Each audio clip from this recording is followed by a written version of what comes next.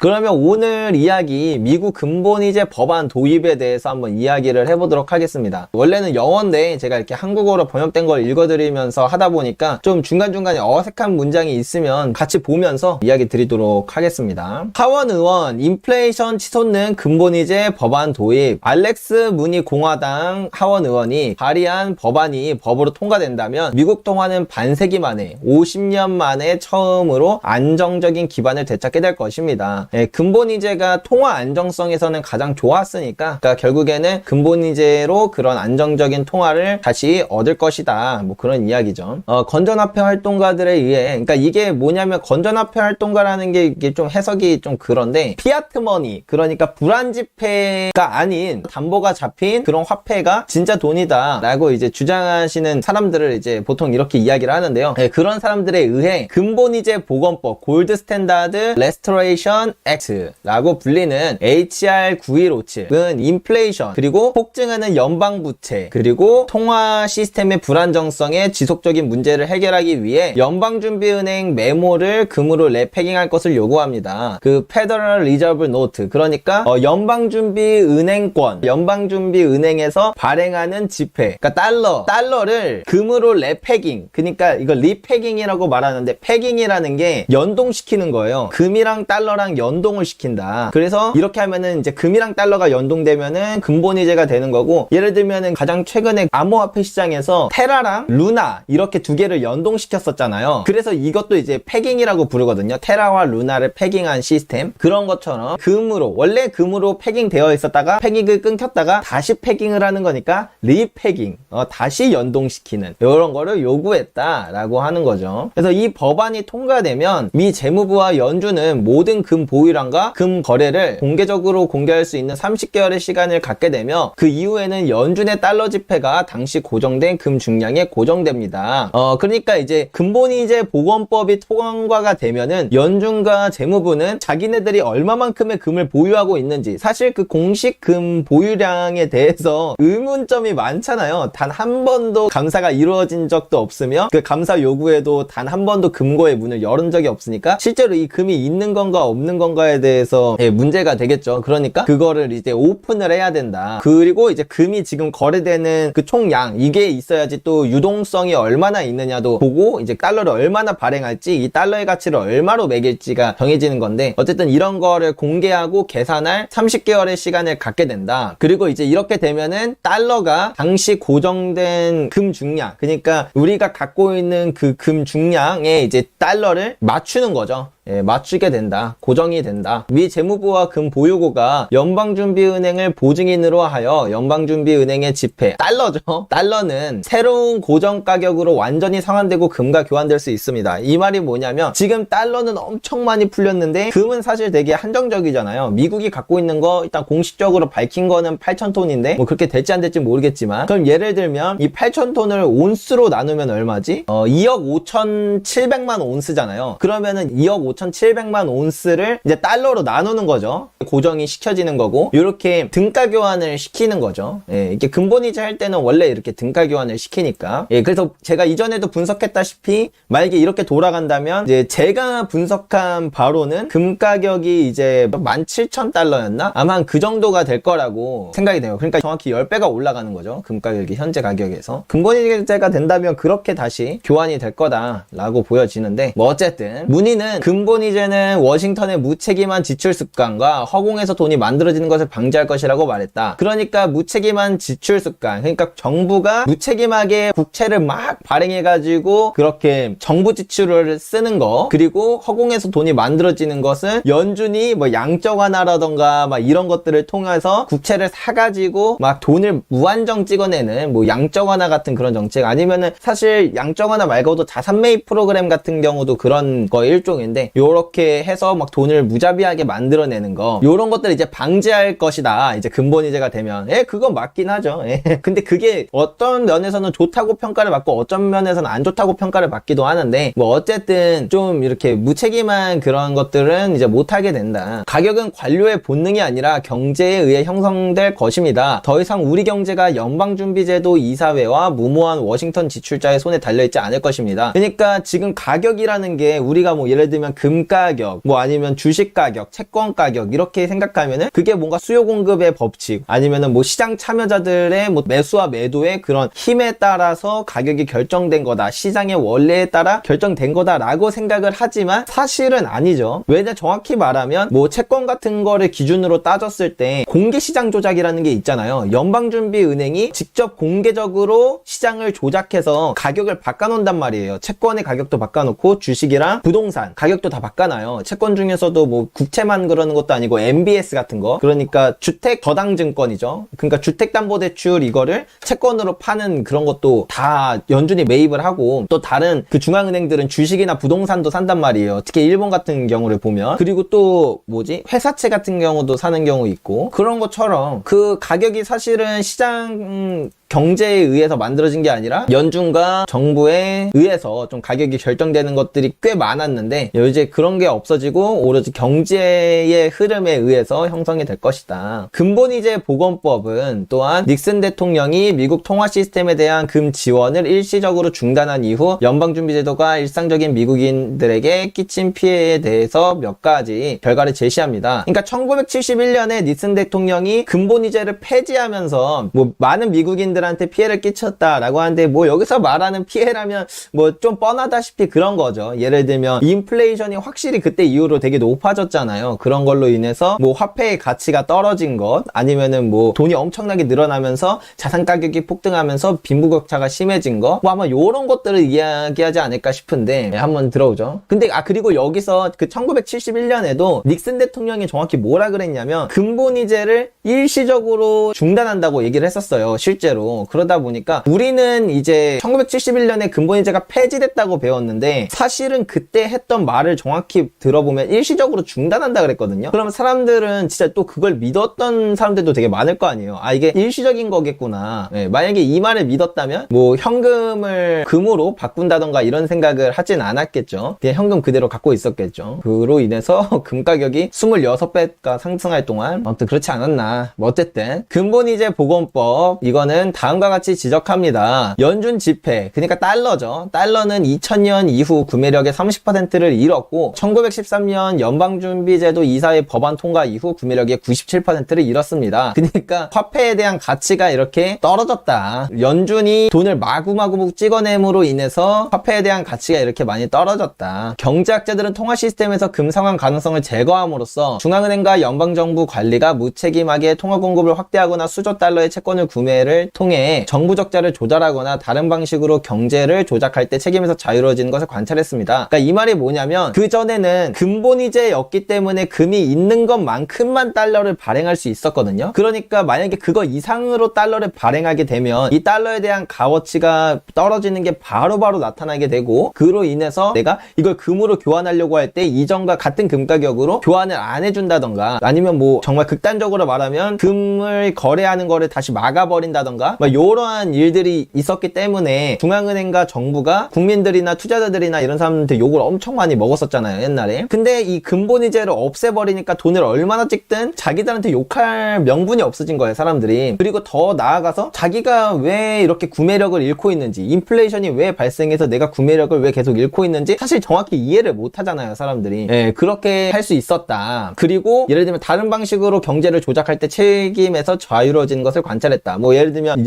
양적 완화라던가 뭐 그런 식으로 공개적으로 진짜 대놓고 시장에 개입해서 그렇게 조작함에도 불구하고 거기서 뭔가 문제가 발생했다 해도 책임에서 꽤 자유로운 거. 양적 완화로 사실 금융위기는 막았다라고 얘기를 하지만 어마어마한 그 양극화를 만들어낸 것도 맞잖아요. 근데 그런 거에서 아무도 뭐라 하는 사람이 또 없으니까 뭐 아마 그 얘기를 하는 것 같아요. 제가 봤을 때. 때때로 2021년과 2022년을 포함하여 연준의 조치는 8% 이상의 인플레이션을 유발하여 많은 미국인의 생활비를 수익을 감당할 수 없는 수준으로 증가시켰습니다. 방금 제가 아까 전에 이야기했던 그 얘기죠. 금융자산 소유자를 부유하게 만드는 동시에 위험 블루칼라 근로자의 일자리, 임금 및 저축이라고 명시되었습니다. 그러니까 여기서 금융자산 소유자를 부유하게 만드는 동시에, 그러니까 그거죠. 돈이 어마어마하게 늘어나고 양적 완화 같은 정책으로 사실 그 어마어마하게 많이 늘어난 돈이 특정 계층으로 다 쏠림 현상이 일어나다 보니까 원래는 그걸 낙수 효과를 만들려고 했다고 해요. 양적 완화라는 거 자체가. 그러니까 부자한테 돈을 막 꽂아주면은 그러면 그 부자들이 돈을 막 써가지고 그 밑에 있는 사람들한테도 흘러가지 않을까라고 생각을 해서 위에 있는 사람들한테 돈을 막 꽂아줬는데 그 사람들이 생각보다 돈을 안 쓰더라. 그래서 그 사람들만 더 부자가 됐고 밑에 있는 사람들은 별로 효과가 없었는데 뭐 요런 것들. 그래서 양극화가 심해졌다는 거. 그리고 블루칼라 근로자. 블루칼라 근로자가 뭐냐면 보통 블루칼라, 화이트칼라 이렇게 얘기를 하는데 화이트칼라 하면 와이셔츠를 입고 일하는 사람들이에요. 그러니까 뭔가 사무직이라고 얘기를 해야 될까? 뭐 그런 느낌의 사람들이고 블루칼라는 뭐 약간 청바지 입고 일하는 느낌? 뭔가 정비공 뭐 이런 느낌? 그러니까 육체 노동이 되게 심하고 그 임금이 그렇게 많지 않은 그런 사람들을 보통 이제 블루칼라 근로자라고 하는데 이 사람들의 임금 및 저축 일자리에 큰 위험을 줬다. 뭐 그런 이야기를 하고 있습니다. 그래서 이게 필요하다. 근본이제 보건법이 필요하다. 특히 알렉스 무니 하원 의원의 법안은 지난 기간 동안 모든 중앙은행 및 미국 정부의 금 보유량과 금 관련 금융 거래에 대한 완전한 공개를 요구할 것입니다. 그러니까 이게 완전히 지금 베일에 쌓여 있었잖아요. 얘네들이 금을 얼마나 갖고 있고 그 다음에 뭐 선물 거래소나 막 이런데 뉴욕 상품 거래소 이런 데서 시카고 상품 거래소에서 거래되는 그런 게 정말 완전히 다 오픈되어 있지는 않다 보니까 정말 이게 얼마나 얘네들이 금을 보유하고 있는 게 맞는지 요런 것들에 대해서, 그리고 얼마만큼의 실물 금이 이렇게 인도되고 거래가 되는 건지 요런 것들에 대해서 완벽하게 이제 공개가 안 되어 있는데 이 60년 동안 쌓여있는 이 미스터리와 속임수, 이런 금기처럼 보이는 이 주제를 공개할 것을 요구한다 라는 거죠. 이건 좀 궁금하긴 하네요. 저도 좀 궁금하긴 합니다. 근본이제 보건법은 연준과 재무부가 1971년 8월 15일 금상환 의무가 일시적으로 중단되기 전 10년 동안의 미국 금상환 및 이전에 관한 모든 기록을 공개할 것을 요구합니다. 그러니까 제일 문제가 뭐냐면 정부가 갖고 있는 금에 대한 양이 계속 줄었었어요. 왜냐면 2차 세계대전 때 뭐 돈 엄청 많이 쓰고 그 다음에 그 이후로 그냥 화폐를 엄청 많이 발행하다 보니까 다른 국가들이 금을 맡겼던 국가들이나 아니면은 달러를 사용하고 있는 국가들 입장에서는 이거 뭔가 이상하다. 달러가 너무 많이 풀린 것 같다. 쟤네가 이만큼의 금을 갖고 있는 건 아닌 것 같은데 해가지고 다 금을 찾으려고 요구를 하다가 이제 딱 10년 전부터 바꿔주긴 바꿔주는데 그 거래에 대해서 비공식화 했었고, 그래서 실제로 미국의 금 보유량이 그때부터는 안 줄어요. 안 준 것으로 명시되어 있거든요. 그러다가 갑자기 뜬금없이 1971년에 금 못 바꿔준다 그랬고, 그래서 그 10년 동안의 그 기록, 숨겨진 그 기록을 공개할 것을 요구합니다. 사실 미국이 갖고 있는 금이 거의 없다라는 말이 사실이라면 어떻게 보면 이 근본이제 보건법은 미국에서 절대 받아들일 수 없는 법이긴 할 수도 있겠네요. 스테판 글리슨 총재는 오늘날의 부채 기반 법정화폐 시스템은 주로 큰 정부와 부유한 금융 내부자를 지원하는 역할하는 반면 연준의 연속적인 통화 평가절하 정책은 경제를 약화시키면서 저축자와 임금 노동자를 처벌한다고 설명했다. 금상환 가능성으로의 복귀는 인플레이션 문제를 저지하고 낭비적이고 비효율적인 정부의 성장을 억제하며 미국 번영에 흥미진진한 새 시대를 열 것입니다. 일단 인플레이션을 저지하는 건 사실이고 낭비적이고 비효율적인 정부의 성장을 억제한다. 그러니까 뭐 정부가 너무 쓸데기 없이 돈 쓰는 거는 뭐 좀 저지할 수 있겠지만 이게 이제 미국의 흥미진진한 새 시대를 열 것이다. 요거는 이제 좀 이제 논란이 될 수 있는 부분일 것 같긴 한데 뭐 어쨌든 그래서 이 실제로 요 법안이 진짜로 발의가 된 거고, 이 법안이 발의된 걸 이렇게 뭐 이렇게 확인해 볼 수도 있는데요. 결론적으로 이 알렉스 무니가 이거를 한 이유는 지금 이 피아트 머니, 그러니까 불안지폐 시작, 1971년 근본이제가 폐지된 이후부터 이 달러가 너무 많이 늘었고 이제는 이 달러의 가치가 거의 0에 수렴할 때까지 다가왔다. 그러니까 이걸로 인해서 너무나도 많은 문제가 사회에 야기되었고 이거 다시 예전으로 돌려야 한다. 이 내용 다시 예전으로 돌아가야 된다. 이 내용 보면 사실 저는 그레이트 리셋이랑 좀 많이 연관이 되는 이야기라고 생각이 들거든요. 뭔가 이 이야기는 좀 그레이트 리셋의 그 이야기가 아닌가 싶은, 일단 오늘 내용 요렇게고요. 오늘 또 드릴 이야기는 뭐냐, 바로 이어서 CBDC와 SDR 그리고 근본이제 이 이야기입니다. CBDC는 중앙은행이 발행하는 디지털 화폐를 의미하고요, SDR은 특별 인출권이라 그래서 IMF가 발행하는 화폐의 일종이다, 이렇게 생각을 하시면 됩니다. 근본이제는 뭐 시청자분들은 다 아시지만 금이 담보가 된 화폐 시스템을 말합니다. 그래서 시작은 현재의 화폐 제도는 곧 없어질 것입니다 라는 내용이에요. 일단 이야기를 한번 드려보도록 하죠. 심지어 시스템을 운영하는 중앙은행가들도 그것을 볼 수 있습니다. 그것이 그들의 시스템을 재설정하려고 시도할 때 다음에 올 것을 준비하는 이유입니다. 이거는 이제 화폐 제도가 없어질 것이라는 그 이야기. 다음 국제통화 시스템이 어떤 모습일지 아무도 모른다는 점을 강조하는 것이 중요합니다. 엘리트도 마찬가지입니다. 그러나 그들은 그것이 어떻게 생겼는지 알고 있으며 그 결과를 형성하기 위해 열심히 노력하고 있습니다. 그러니까 이게 통화 시스템이 계속 변하잖아요. 그 계속 변하는데 다음 통화 시스템이 무엇일지 우리는 모르지만 사실 그들은 알고 있다. 그러면은 그들은 대체 다음 통화 시스템을 무엇으로 가려고 하는가? 그거에 대해서 우리가 한번 시나리오를 쫙 짜놓고 그 각 시나리오에 대한 가능성을 한번 생각해보자 라는 내용이에요. 그래서 플랜 A는 CBDC와 SDR에 대한 얘기입니다. 중앙은행가들이 선호하는 새로운 국제통화 시스템에는 중앙은행 디지털 통화 CBDC, 중앙은행이 발행하는 암호화폐라고 말하기는 좀 모호한데 어쨌든 블록체인이 기반이 된 디지털 화폐를 의미합니다. CBDC와 세계의 새로운 준비통화로 미국 달러를 대체하는 국제통화기금 IMF의 특별인출권 SDR이 포함됩니다. 그래서 IMF에서 발행하는 화폐의 일종이에요. 특별인출권이. 뭐 이거에 대한 설명은 밑에 좀 나오니까 그때 이어서 설명드리도록 하겠습니다. 모든 과대 광고에도 불구하고, 그러니까 이 CBDC라는 게 되게 막 엄청 화두잖아요. 암호화폐, 막 블록체인 기술, 막 이런 것들이 엄청 화두라서 이 CBDC에 대한 막 엄청난 뭔가 그런 사람들의 기대와 환상이 좀 있는데, 그런 엄청난 기대와 환상에도 불구하고 새 레이블이 붙은 동일한 법정화폐 사기에 불과하며 개인정보가 전혀 없습니다.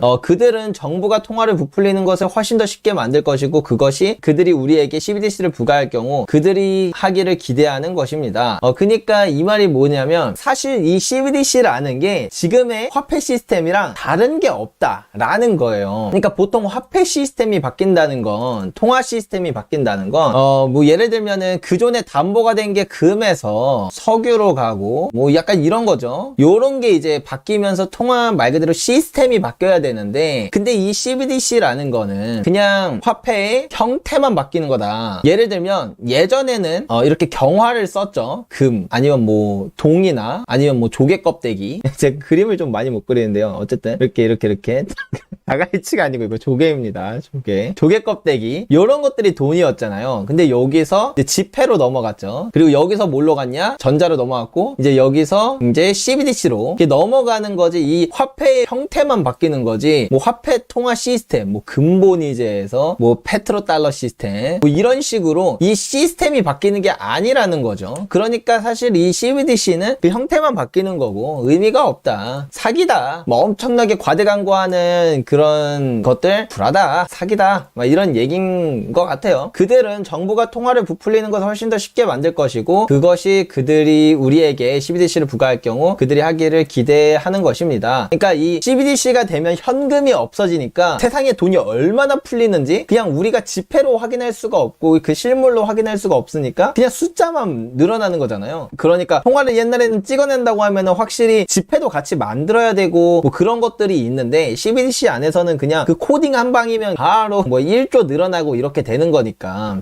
뭐 그렇게 부풀리는 게 훨씬 더 쉬워진다. 그러나 CBDC는 근본적으로 불건전한 통화를 절약할 수 있는지 의심스럽습니다. 모든 명목 통화가 그렇습니다. 그러니까 불건전한 통화라는 건 불안 지폐를 의미하는 거예요. 담보가 없는 이런 화폐, 현대의 화폐 시스템이죠. 요거가 이제 절약될 수 있는지, 그러니까 뭐라 그래야 될까, 좀 더 이 화폐 시스템을 CBDC를 이용했을 때 지금의 화폐 시스템에서 그 취약점이나 아니면은 지금 문제점들을 좀 해결할 수 있는지 의심스럽다. 종이화폐가 화폐로 사용할 수 없는 경우 CBDC는 정부가 더 많은 통화가치 하락에 관여할 수 있게 하므로 실행 가능성이 훨씬 더 낮습니다. CBDC가 짐바브웨 달러, 베네수엘라 볼리바르, 아르헨티나 페소 또는 레바논의 리라를 구했을까? 나는 그렇게 생각하지 않는다. 그리고 CBDC는 달러나 유로도 아낄 수 없을 것입니다. 그러니까 뭔 말이냐? CBDC가 통화 시스템의 일환이라면, 그러면은 만약에 짐바브웨가 그런 사태가 벌어졌을 때 CBDC로 바꾸면 그러면은 얘네가 뭔가 살아날 수 있었을 거냐? 베네수엘라의 볼리바르가 엄청나게 폭락하고 있는 현대에서 만약에 얘네가 화폐를 CBDC로 바꾸면 뭔가 달라질 거냐? 아르헨티나 페소, 레바논의 리라 여기에 뭐가 달라질 거냐? 그러니까 달라지는 건 아무것도 없다. 시스템으로 인해서 달라지는 건 아무것도 없다. 다만 그게 중앙은행이나 정부가 정책을 할 때 뭔가 더 편리성을 추구할 수 있고 정책을 좀 효과적으로 쓰는 데는 도움이 되겠지만 그렇겠지만 지금 이미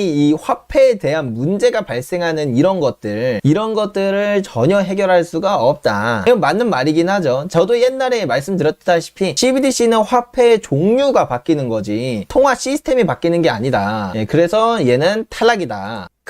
하지만 그렇다고 해서 정부가 자포자기한 상태에서 CBDC를 실행하려고 하지는 않을 것이라는 뜻은 아닙니다. 많은 사람들에게 엄청난 파괴적인 결과를 초래합니다. 그러니까 얘네들이 CBDC를 아예 안 할 거라고 생각하지는 않는다. 만약에 근데 이거를 하게 된다면 좀 파괴적인 결과를 초래할 거다. 왜냐면 이전이랑 정말 비교도 안 될 정도로 많은 양의 돈을 찍어낼 수 있는 이제 권한을 얻은 거기 때문에 우리가 막 이전에 양적 완화하고 뭐 정부가 막 슈퍼 부양책 해가지고 막 인플레이션 일으키고 요 정도 수준이 아니라 정말 어마어마한 양의 돈이 세상에 풀려질 수 있다. 그리고 이전에도 말씀드렸지만 CBDC를 하면은 마이너스 금리 정책을 바로 시행할 수가 있게 되거든요. 마이너스 금리 정책이 사용 가능하게 되는데 그러니까 우리는 마이너스 금리로 그런 이제 뭐 정말 좀 파괴적인 그런 결과를 보게 될 수 있다. 그런 내용인 것 같습니다. 그 다음은 글로벌 중앙은행 역할을 하는 전형적인 글로벌 기관인 IMF가 있습니다. IMF에서 얼굴도 없고 책임도 없는 관료들은 SDR을 허공에서 만듭니다. 그래서 SDR이 뭔지에 대해서 이제 설명이 들어가요. SDR, 특별 인출권은 단순히 다른 주요 명목 화폐의 바구니입니다. 그러니까 이 SDR이라는 게 이것도 그러니까 화폐의 일종이거든요. 사실 지폐는 딱히 없는데 그냥 이해하기 쉬우라고 제가 말씀드리는 거예요. 이거는 이게 막 뭔가 특별한 화폐가 아니라 사실 얘는 뭐 IMF의 화폐 요런 것도 아니에요. 얘는 뭐냐면 여기 안에 이게 이제 여러 가지를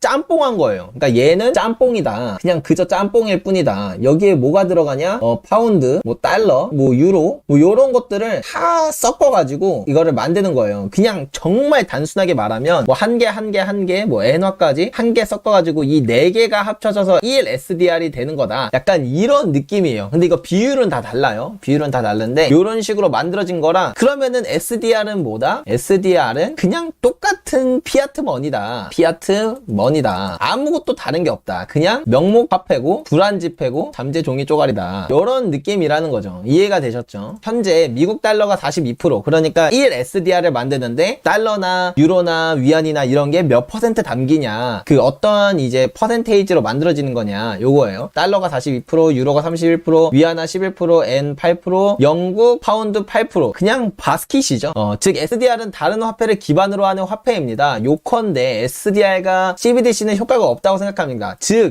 여기서 또 나오는 건데 SDR이나 혹은 CBDC나 요거는 뭐다? 화폐의 종류다. 근데 지금 바뀌어야 되는 건 뭐냐면 통화 시스템이 바뀌어야 된다. 이게 바뀌어야 된다는 거다. 그 말이죠. 오히려 그들은 현재 실패한 법정화폐 시스템보다 훨씬 더 나쁜 결함을 가지고 있습니다. 그럼에도 불구하고 엘리트들과 중앙은행들은 그들을 위해 열심히 밀어붙이고 있다. 왜냐하면 지금 유지되고 있는 이 신용화폐 시스템을 그래도 숨을 쉬는 마지막까지 사용할 수 있는 방법이 뭘까? 그러니까 약간 뭐라 그래야 되지? 이 마른 오징어에서도 열심히 짜면 물이 나온다. 그 마지막 그 액기스 한 방울을 짤 수 있는 방법이 뭘까라고 했을 때 그게 이제 SDR과 CBDC는 될 수가 있겠죠. 될 수가 있겠지만 그것이 죽어가는 시스템의 절망적인 마지막 숨소리로 보입니다. 그러니까 오징어를 짜내서 마른 오징어에서 나오는 그 마지막 액기스 한 방울을 짜는 그의 행위다 라고 보는 것 같아요. CBDC와 SDR이 법정화폐 시스템을 활성화하지 못하면 내 생각대로 중앙은행가들에게 남은 선택지는 단 하나뿐입니다. 그들은 신뢰를 회복하거나 그러니까 통화에 대한 신뢰, 그 화폐에 대한 신뢰를 회복하거나 전체 통화 시스템이 붕괴될 위험을 감수할 방법을 찾아야 합니다. 이는 정부가 모든 권력을 상실함을 의미하며 당연히 표해하는 것을 선호합니다. 그렇게 된다면 그리고 그렇게 될 가능성이 높다면 정부는 국제통화 시스템을 기초로서 금으로 돌아갈 수 수밖에 없을 것입니다. 그들, 정치인들 중 누구도 인정하지 않을 것은 시장이 중앙은행과 모든 경제 기획자들이 합친 것보다 더 강력하다는 것이다. 시간이 걸리더라도 시장은 항상 승리합니다. 그러니까 뭐 중앙은행이나 정부보다 더 큰 게 시장이다. 뭐 그런 거죠. 근데 뭐 요것도 우리 생각에는 뭔가 정부와 중앙은행이 짱이다, 연준이 짱이다 이런 식으로 생각을 하지만 지난 인류의 역사를 쭉 돌이켜보면 사실 시장 참여자들이 항상 결국엔 이겼었잖아요. 예를 들면 영란은행 있었을 때 조지 소로스가 쳐서 이겼고 그래서 뭐 무너지고 뭐 이랬던 것처럼 이제 근본이제 달러를 너무 많이 찍다 보면은 얘네들이 뭐 금거래 행정명령으로 막고 뭐하고 난리를 쳐도 결국에는 근본이제를 폐지하지 않고는 뭐 답이 없게끔 그렇게 나오는 거니까 뭐 그런 느낌의 이야기지 않을까 싶고요. 결론은 다음과 같습니다. 금은 중앙은행이 팔고 있는 빠르게 팽창하는 종이와 디지털 통화보다 훨씬 더 나은 형태의 화폐입니다. 정부는 열등한 화폐 상품인 법정화폐를 전 세계에 영원히 강요할 수 없습니다. 그러니까 피아트 머니, 명목 화폐는 사실 뭐 영원할 수는 없다. 뭐 당연한 말이죠. 불가피한 경제 현실이 스스로 주장할 것입니다. 그리고 그 순간은 곧 올 수 있습니다. 그래서 이 플랜 B, 금의 재화폐와 근본이제에 대한 이야기. 중앙은행과 정부는 세계에서 가장 큰 금 보유자입니다. 그들은 지상에 존재하는 66억 개의 금 중에서 11억 트로이온스 이상의 금을 소유하고 있습니다. 그러니까 거의 6분의 1을 보유하고 있다는 거죠. 근데 사실 참 신기해요. 금이 아무 쓰잘데기도 없다라고 이야기하는 정부와 중앙은행은 사실 금의 가장 큰 대주주다? 금의 최고주주다? 좀 이상하긴 하죠. 야, 우리 주식 진짜 별로야. 우리 주식 그냥 쓰레기야. 말하는데 그 사람이 금을 계속 모아서 최대주주가 됐다? 뭔가 이상하죠. 이 막대한 금 저장고는 안정장치 역할을 합니다. 정부는 통화 비상사태가 발생하고 신뢰를 회복해야 할 경우를 대비하여 플랜 B로 이를 뒷주머니에 가지고 있습니다.